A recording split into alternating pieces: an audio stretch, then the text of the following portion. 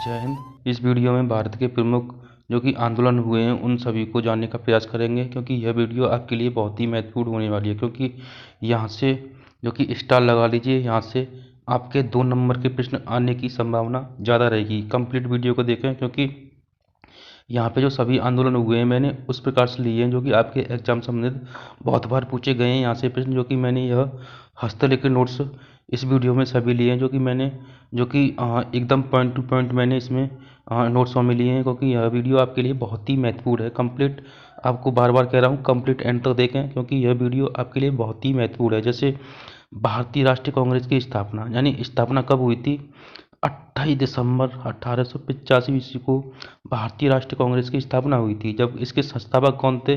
जिनको ए हुम के नाम से जाना जाता है, जो कि एक कौन थे? अंग्रेज थे, जो कि स्कॉटलैंड के निवासी थे। इनका जो पूरा नाम क्या है? एलन ऑक्टेवियन ए हुम के नाम से जाना जाता है। जो कि यहाँ का स्थान कहाँ था? जो कि पहला जो कि कांग्रेस का जो कि स्थापना हुई थी, जो कि बम्बई के गोकुलदास तेजपाल संस्कृत विश्वविद्यालय में पहली इसकी क्या हुई थी? बैठक हुई थी बम्बई के गोकुलदास तेजपाल विश्वविद्यालय में। उस समय जो कि स्थापना हुई थी कांग्रेस की, तो उस समय कौन थे? Lord Dufferin. ये बहुत बार प्रश्न पूछा गया है। कांग्रेस की स्थापना के समय वायसराय कौन थे? Lord Dufferin.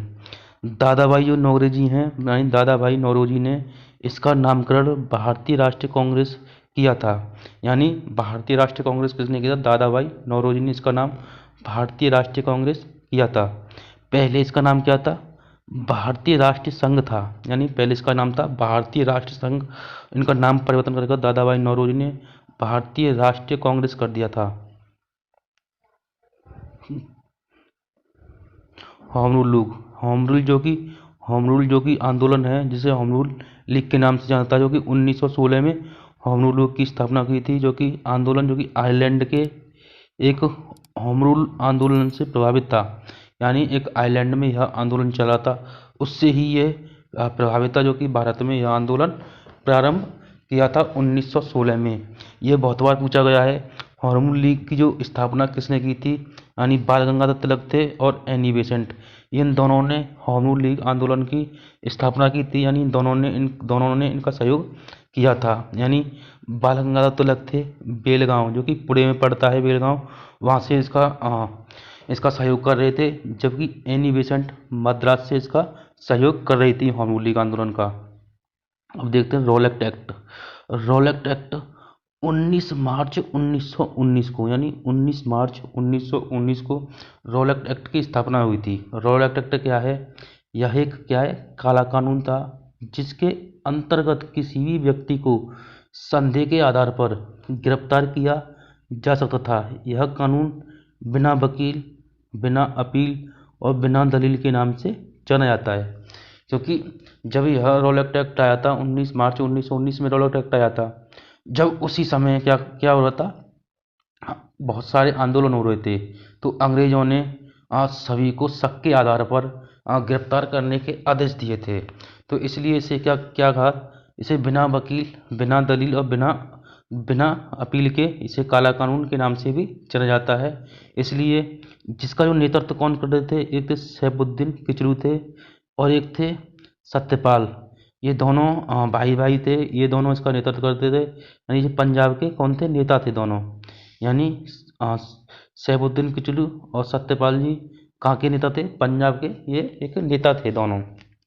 10 अप्रैल 1919 को पंजाब में गिरफ्तार किया गया था इन दोनों को। 10 अप्रैल 1919 को अंग्रेजों ने इनको गिरफ्तार कर लिया था, जब ये आंदोलन चल रहा था। रॉलेट एक्ट बहुत बार पूछा गया है। रॉलेट एक्ट की स्थापना कब की गई थी? तो 19 मार्च 1919 को रॉलेट एक्ट की स्थापना हुई थी। अब देखते हैं जलियांवाला बाग हत्याकांड। जलियांवाला बाग हत्याकांड की डेट बहुत बार पूछी गई है। यानी 13 अप्रैल 1919 को जलियांवाला बाग हत्याकांड हुआ था। ये पूछा गया है कहाँ हुआ था? तो ये कहाँ हुआ था? अमृतसर के जलियांवाला बाग में हुआ था। यानी रॉलेट एक्ट के विरोध में पंजाब के जो कि अमृतसर के जलियांवाला बाग में एक सभा बुलाई थी। क्या बुलाई थी? एक सभा बुलाई थी। और यह शांतिपूर्ण विरोध कर रहे थे, पर जनरल डायर ने इस पर अंधाधुंध गोलियां चलवा दी थी। यानी अपने हक के लिए ये शांतिपूर्ण क्या कर रहे थे? मांग कर रहे थे। जनरल डायर था, बहुत खतरनाक था। इसने अंधाधुंध गोली चला रही थी। तो यहाँ पे हजारों लोग मारे गए थे, जो कि कांग्रेस की रिपोर्ट आई थी उसके अनुसार यहाँ पे हजारों लोग, जबकि सरकारी रिपोर्ट आई थी उसमें करीबन लगभग 350 के आसपास लोग बताए थे, लेकिन कांग्रेस की रिपोर्ट के अनुसार यहाँ हजारों लोग मारे गए थे। ये भी कहा जाता है कि यहाँ पर आज भी ऐसा कुआं है, क्योंकि लोग बचने के लिए कुआं में गिर गए, पानी था उसमें, तो आज भी लगभग ऐसा लगता है कि वहाँ खून आता है, यानी पानी में खून आता है। तो आज भी ऐसा दृश्य भयानक था, बहुत ही भयानक दृश्य था। इसे देखकर हर किसी की रूह कांप उठेगी। तो हर भारतीयों को गर्व, यानी खून खौल उठेगा अंग्रेजों को मारने के लिए। एक ऐसा दृश्य था। इस पर भी मैं आपको वीडियो बनाऊंगा, क्योंकि कंप्लीट जलियांवाला बाग हत्याकांड पर कंप्लीट, क्योंकि यह वीडियो भी अभी मैंने शॉर्ट लिए हैं आंदोलन, क्योंकि यहाँ से आपके एग्जाम में बहुत बार प्रश्न पूछे गए हैं। जैसे इस घटना के विरोध में महात्मा गांधी ने केसरे हिंद की उपाधि लौटा दी थी, और रविंद्रनाथ टैगोर ने सर की उपाधि लौटा दी थी। यानी रविंद्रनाथ टैगोर ने किसकी उपाधि लौटाई थी? सर की उपाधि, जबकि महात्मा गांधी जी ने इसे किसकी, केसरे हिंद की उपाधि लौटा दी। इस घटना की पहुंच लिए हंटर कमीशन, यानी घटना जो हुई थी इसकी जांच के लिए क्या हुआ था, हंटर कमीशन नियुक्त किया गया था। ये बहुत बार प्रश्न पूछा गया। हंटर कमीशन किससे संबंधित है? जलियांवाला बाग हत्याकांड से संबंधित है, क्योंकि जलियांवाला बाग हत्याकांड की जांच के लिए हंटर कमीशन बैठा गया था। ये क्यों हुआ था? जैसे अब देखते हैं सरकारी जो रिपोर्ट है, सरकारी रिपोर्ट के अनुसार कितने व्यक्ति मारे गए थे? 379 व्यक्ति मारे गए थे, परंतु कांग्रेस की समिति के अनुसार लगभग 1000 व्यक्ति मारे गए थे। जलियांवाला को जो बाग हत्याकांड में हंसराज नामक एक भारतीय ने डायर को सहयोग किया। अपने भारतीय जो कि हंसराज नामक एक व्यक्ति था जो कि भारतीय था, उसने क्या किया, डायर डायर जो जनरल डायर था उसका सहयोग किया। पर डायर की हत्या किसने की थी? डायर की हत्या ऊधम सिंह ने की थी, जो कि एक भारतीय थे। इन्होंने कहा था मैं अपने भारतीयों का बदला जनरल डायर की हत्या करके ही लूंगा। तो इन्होंने वहीं जाकर इंग्लैंड में जाकर जनरल डायर की हत्या कर दी थी। इससे कहते हैं भारतीयों का खून उस समय बहुत भयानक दृश्य था। तो आपका भी खून खौल उठेगा। वो इतना भयानक दृश्य, आज भी वहाँ जाओगे घूमने के लिए तो जो कुआं है वहाँ पर सभी बचने के लिए कूद गए, तो जनरल डायर ने उसमें भी गोली चलवाई, तो सभी लोग वहाँ मारे गए थे। आज भी वहाँ के पानी में खून आता है, खून बहुत ही दृश्य, क्या खून खून खौल उठेगा आपका देखने के लिए। यानी खिलाफत आंदोलन, खिलाफत हुई आंदोलन 1919 में हुआ था। खिलाफत आंदोलन जो कि तुर्की के खलीफा खलीफा को जो पद सा समर्थन में ब्रिटेन के खिलाफ आंदोलन था। यानी खिलाफत आंदोलन तुर्की में जो खलीफा के पद के समर्थन में ब्रिटेन के खिलाफ एक आंदोलन था, जिसमें भारत में खिलाफत आंदोलन की शुरुआत कब हुई थी? 1919 में भारत में खिलाफत आंदोलन की शुरुआत थी। खिलाफत आंदोलन का नेतृत्व कौन कर रहे थे? शौकत अली और मोहम्मद अली, ये दोनों खिलाफत आंदोलन का क्या कर रहे थे? सहयोग कर रहे थे। असहयोग आंदोलन, असहयोग आंदोलन कब प्रारंभ हुआ था? 1920 में, यानी 1 फरवरी 1920 को महात्मा गांधी जी के नेतृत्व में असहयोग आंदोलन शुरू हुआ था। यानी बहुत बार डेट पूछी गई है कि असहयोग आंदोलन कब प्रारंभ हुआ था? 1 अगस्त 1920 को महात्मा गांधी जी के नेतृत्व में यह आंदोलन प्रारंभ हुआ था। सभी लोग जो थे वकालत, विद्यालय, अंग्रेजी वस्तुओं को खरीदना व दवा आदि को छोड़ दिया जाए। यानी जब महात्मा गांधी जी असहयोग आंदोलन का समर्थन कर रहे थे, तो सभी लोगों से कह रहे कि जो अंग्रेजों के द्वारा भारत लाई जा रही जो वस्तु थी, जो अंग्रेजों ने बनाई थी, उनका क्या है, उपयोग ना किया जाए। अंग्रेजी सरकारी स्कूलों में ना पढ़ा जाए। अंग्रेजी जो अदालत थी उनको छोड़ा जाए। तो सभी को आंदोलन में भाग लेने के लिए आमंत्रित किया, ताकि सभी अंग्रेजों की सभी जो कपड़े हैं, जो वस्त्र हैं, खाने पीने की चीज़ें, उनको छोड़ें, केवल देसी चीज़ों को अपनाएं। इसलिए असहयोग आंदोलन चला था। बाद में लेकिन इसे समाप्त कर दिया गया था, जो कि इसी वक्त में जो कि असहयोग आंदोलन चला था उसी वक्त क्या हुआ, चौरी चौरा कांड की घटना घटित हो गई थी। उस समय 1922 के समय 1922 में क्या हुआ था, चौरी चौरा कांड की घटना घटित हो गई थी। जैसे महात्मा गांधी के असहयोग आंदोलन के दौरान, यानी महात्मा गांधी जब असहयोग आंदोलन चला था उसी वक्त 5 फरवरी 1922 को, ये भी ध्यान रखना है आपको, 4 फरवरी 1922 को, क्योंकि यहाँ पे कन्फ्यूजन रहता है, कभी 4 फरवरी आती है, कभी 5 फरवरी आती है। पर हाँ, एक आएगी, आपके जो ऑप्शन में आए तो या तो 4 आएगी या फिर 5 आएगी, तो आपको टिक कैसे करना है, 5 या 4 को टिक करना है। यानी 4 फरवरी 1922 के कुछ लोगों की गुस्साई भीड़ में जो गोरखपुर का एक थाना था, गोरखपुर के चौरी चौरा एक पुलिस थाने में आग लगा दी थी, जिसमें 23 पुलिसकर्मी की मौत हो गई थी, जिसमें एक क्या था, सिपाही था, एक का दरोगा था। उसमें सभी जो कि असहयोग आंदोलन चला था, उसी वक्त जलियांवाला बाग हत्याकांड हुआ था। तो वहाँ की जो भीड़ थी बहुत ही गुस्सैली थी, तो उसमें सभी अंग्रेजों को जला दिया गया, जिसमें 23 पुलिसकर्मी मारे गए थे। सविनय अवज्ञा आंदोलन, जो कि सविनय अवज्ञा आंदोलन 1930 में हुआ। सविनय अवज्ञा आंदोलन की शुरुआत महात्मा गांधी जी ने 12 मार्च 1930 को की गई, जो कि दांडी मार्च के साथ नमक कानून तोड़ा था।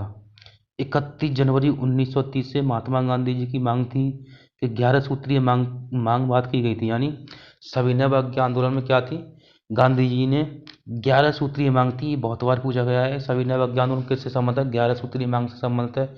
इसकी शुरुआत कब हुई थी, 12 मार्च 1930 को सविनय अवज्ञा आंदोलन की शुरुआत हुई थी। परिणाम क्या था इसका, परिणाम यह अस्वीकार कर दिया, यानी अंग्रेजों से 11 सूत्रीय मांग कर रहे थे, लेकिन वायसराय थे कौन थे, लॉर्ड इरविन थे। उन्होंने ये सभी मांगे क्या कर दी थी, अस्वीकार कर दी थी। गोलमेज सम्मेलन, गोलमेज सम्मेलन 3 हुए थे, 1930 में, 1931 में और 1932 में। तीनों गोलमेज सम्मेलन लंदन में हुए थे, पूछे गए हैं।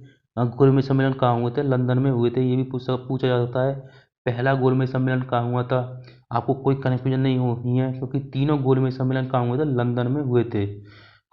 भीमराव अंबेडकर जी ने तीनों गोलमेज सम्मेलन में भाग लिया था। एकमात्र डॉक्टर भीमराव अंबेडकर जी एकमात्र ऐसे व्यक्ति थे जिन्होंने तीनों गोलमेज सम्मेलन में भाग लिया था। पूछा गया है कई बार प्रश्न, ऐसे कौन हैं जो कि तीनों गोलमेज सम्मेलन में भाग लिया था, तो डॉक्टर भीमराव अंबेडकर जी।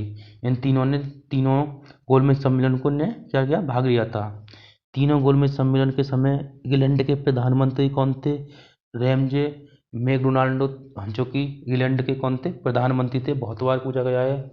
यानी गोलमेज सम्मेलन के समय, जो कि तीनों गोलमेज सम्मेलन हुए थे, यानी ये पूछा जाएगा गोलमेज सम्मेलन के समय इंग्लैंड के प्रधानमंत्री कौन थे, तो रैमजे मैकडोनाल्डो इंग्लैंड के प्रधानमंत्री थे। अब देखते हैं प्रथम गोलमेज सम्मेलन क्या है। प्रथम गोलमेज सम्मेलन जो कि 12 नवंबर 1930 को चला था, यानी 12 नवंबर 30 को 65वां गोलमेज सम्मेलन हुआ था, जो कि स्थान था लंदन में हुआ था। यानी कौन था, सेंट जेम्स पैलेस था, जो कि लंदन में पड़ता है। जब वायसराय कौन थे, लॉर्ड इरविन थे। यानी पहला गोलमेज सम्मेलन समय वायसराय कौन थे, लॉर्ड इरविन थे। भारतीय राष्ट्रीय कांग्रेस, यानी भारतीय राष्ट्रीय कांग्रेस और महात्मा गांधी जी ने भाग नहीं लिया था। यानी प्रथम गोलमेज सम्मेलन में ना तो भारतीय राष्ट्रीय कांग्रेस यानी महात्मा गांधी ने इस आंदोलन में भाग नहीं लिया था। मुस्लिम लीग के जो नेता थे मोहम्मद अली जिन्ना, आगा खां और मोहम्मद अली दलित वर्ग के नेता थे। बाबा साहेब भीमराव अम्बेडकर जी ने इनमें भाग लिया था। यानी मुस्लिम लीग से मोहम्मद अली जिन्ना, आगा खां और मोहम्मद अली, जबकि बाबा साहेब भीमराव अम्बेडकर इसमें असहयोग लिया था। उसी वक्त में क्या हुआ था, गांधी इरविन समझौता 1931 में गांधी इरविन समझौता हुआ था, जो कि महात्मा गांधी और वायसराय थे लॉर्ड इरविन के समय। महात्मा गांधी जी और वायसराय लॉर्ड इरविन के समय गांधी इरविन समझौता 1931 में हुआ था, जिसे लॉर्ड इरविन की जो शर्त थी, जो कि एक अंग्रेज था लॉर्ड इरविन, इसकी क्या शर्त थी, सविनय अवज्ञा आंदोलन को समाप्त किया जाए। यानी उसी समय सविज्ञा आंदोलन चला था, इसने मांग रखी कि सविज्ञा आंदोलन समाप्त किया जाए। कांग्रेस गोलमेज सम्मेलन में भाग लेने लंदन आए।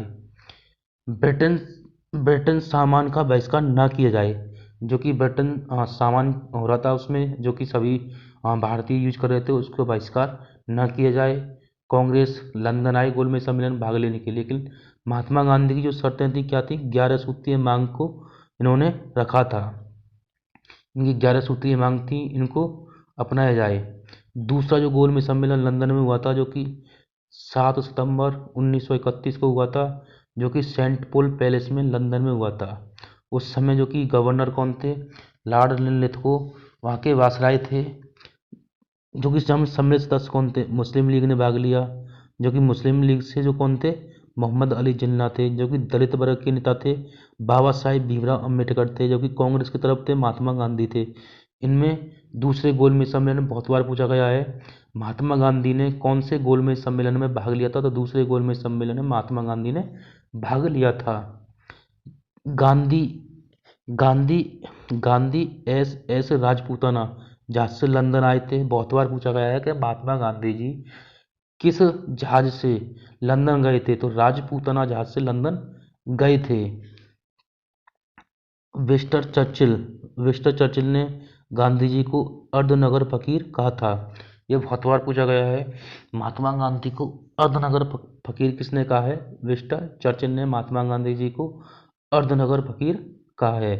अब ये भी ध्यान रखना है, किस जहाज से, ऐसे ऐसे राजपूत नामक जहाज था, महात्मा गांधी जब लंदन गए थे। बहुत बार प्रश्न पूछा गया है, किस जहाज से, ऐसे ऐसे राजपूत जहाज से लंदन गए थे।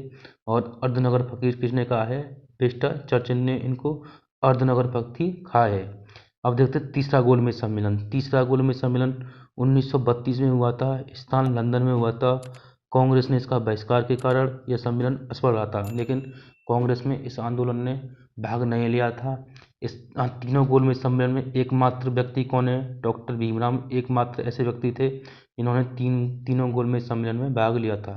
अब देखते हैं पूना समझौता, यानी जो पूना समझौता क्या है। पूना समझौता 24 सितंबर 1932 को यरवदा जेल, जो कि पुणे में पड़ती है, जिसको महात्मा गांधी और भीमराव अम्बेडकर जी के बीच, यानी महात्मा गांधी जी और भीमराव अम्बेडकर जी के बीच यह समझौता हुआ था 24 सितंबर 1932 को। कहाँ हुआ था, पुणे के यरवदा जेल में। कहाँ हुआ था, यरवदा जेल में। बहुत बार पूछा गया है, पूना समझौता कहाँ हुआ था, यरवदा जेल, पुणे, 24 सितंबर 1932 को। 24 सितंबर 1932 को, ये डेट मैं इसलिए बोल रहा हूँ, बहुत बार डेट पूछी गई है।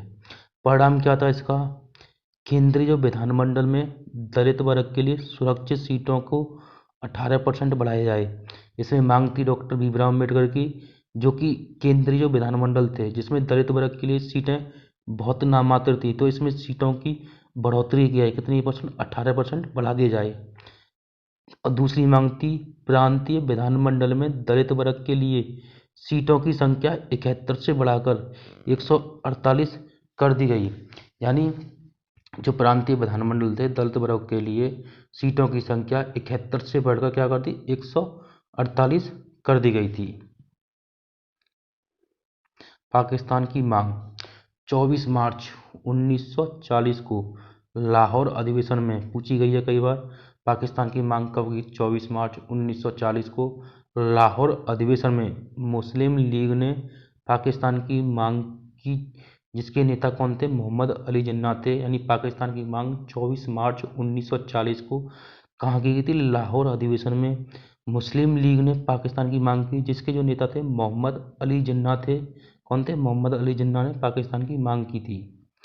अब देखते हैं माउंटबेटन योजना। माउंटबेटन योजना 3 जून 1947 को वायसराय माउंटबेटन यानी लॉर्ड माउंटबेटन के विभाजन की योजना रखी गई थी। यानी माउंटबेटन योजना क्या है, क्योंकि 3 जून 1947 को माउंटबेटन योजना आई थी, जिस समय कौन थे, वायसराय माउंटबेटन ने भारत के विभाजन की योजना रखी, जिसमें भारत और पाकिस्तान को, यानी ये बहुत बार प्रश्न पूछा गया, भारत और पाकिस्तान किस योजना के तहत अलग हुए थे, लॉर्ड माउंटबेटन योजना के तहत अलग हुए थे, जिसमें भारत 15 अगस्त 1947 को स्वतंत्र हुए, जब पाकिस्तान 14 अगस्त 1947 को एक स्वतंत्र पाकिस्तान बना दिया गया।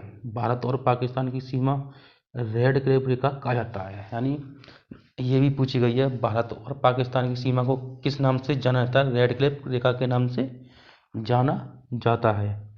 अब बहुत ही इम्पोर्टेंट आ गया है, जो कि भूदान आंदोलन। भूदान आंदोलन 1951 को कौन थे, विनोबा भावे भूदान आंदोलन की शुरुआत की। क्योंकि डेट बहुत बार पूछी गई है कि भूदान आंदोलन कब प्रारंभ हुआ था, 1951 में। इसके भूदान आंदोलन का नेतृत्व कौन करता, विनोबा भावे। भूदान आंदोलन जो कि रामचंद्र रेड्डी ने सबसे पहले भूमि दान में दी थी। किसे भूमि दान में दी, जो कि विनोबा भावे थे, इस आंदोलन का नेतृत्व कर रहे थे, भूदान आंदोलन का। इनको क्या किया था, भूमि दान में दी थी इन्होंने सबसे पहले। रामचंद्र रेड्डी ने विनोबा भावे को सबसे पहले भूमि दान में दी थी। इस सभी आंदोलन मैंने इस वीडियो में लिए हैं कंप्लीट, क्योंकि यह वीडियो आपके लिए बहुत ही महत्वपूर्ण है। वीडियो इसी प्रकार देखने के लिए चैनल को जरूर सब्सक्राइब करें, बेल आइकन को ऑन करके रखें। जय हिंद, जय भारत।